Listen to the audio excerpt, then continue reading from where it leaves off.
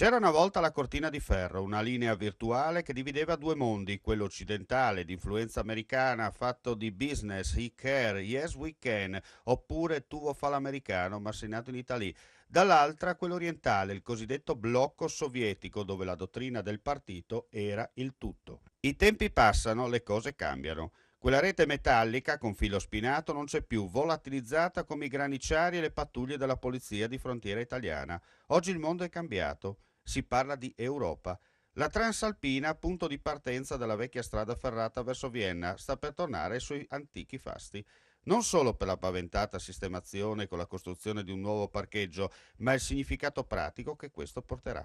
Il rilancio del quartiere di Monte Santo, per 65 anni bloccato da vincoli intercorsi con l'allora Repubblica Socialista Federativa di Jugoslavia, subito dopo il termine del secondo conflitto mondiale, riavviati oggi con la Slovenia nel nuovo concetto di cooperazione transfrontaliera. Dal 1 maggio 2004 l'entrata nell'Unione Europea prima e dal 21 dicembre 2007 in Schengen dopo dell'ex Repubblica Jugoslava ha abbattuto l'ultimo diaframma esistente tra i due stati, riunendo di nuovo la parte orientale di Gorizia con il capoluogo isontino, seppur le due municipalità restano entrambe sovrane sotto le proprie bandiere.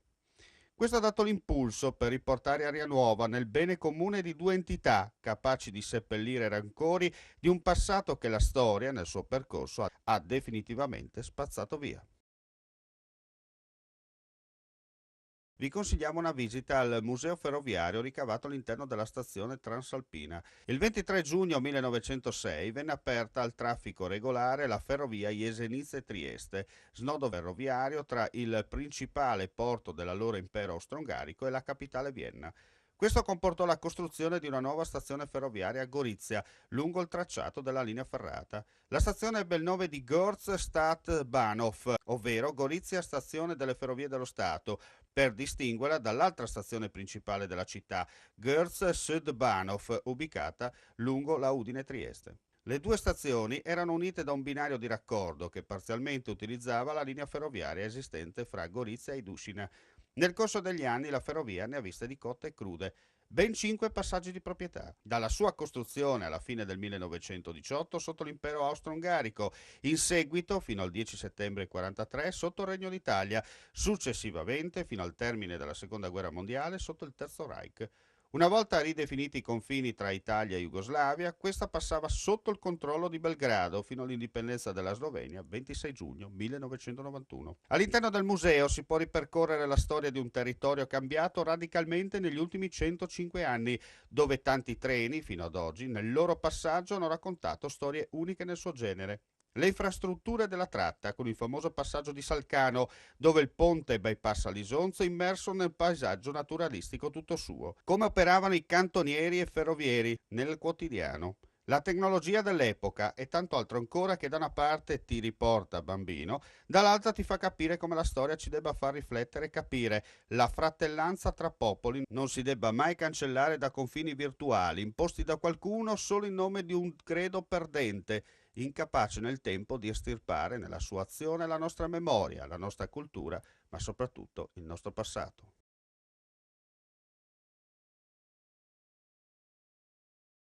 Il gruppo sportivo Caneva detta legge nella 41esima edizione della Coppa Diego Granzotto, classica di metà primavera dedicata agli juniores, svoltasi domenica scorsa come di consueto a Corno di Rosazzo. Anche quest'anno Dino Granzotto, patron della sezione ciclismo Corno, assieme al suo validissimo e collaudato staff, ha messo in piedi una gara degna delle aspettative, seppur negli ultimi anni l'eliminazione del primo GPM a Rocca Bernarda per questioni legate all'insicurezza della sede stradale ha limitato di fatto tentativi di fuga con selezione del gruppo. Dunque arrivo in volata assicurato.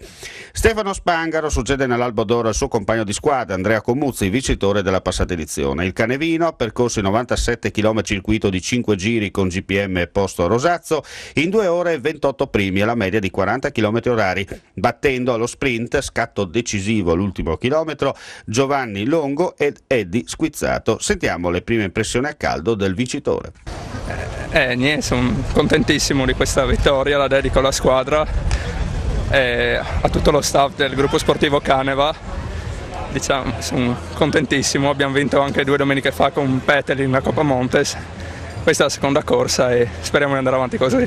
Il tuo giudizio su questo percorso? il percorso, diciamo, sul grafico non sembrava tanto impegnativo, però alla fine si è fatto sentire sulle gambe, specialmente un po' i sali e scendi dopo la salita dell'Abbazia, che veniva fatta spesso molto forte. Poi nel finale siamo restati in 6. Devo ringraziare molto Petelin che mi ha fatto il buco e mi ha permesso di arrivare all'arrivo da solo. Quando hai capito che avevi la gamba giusta?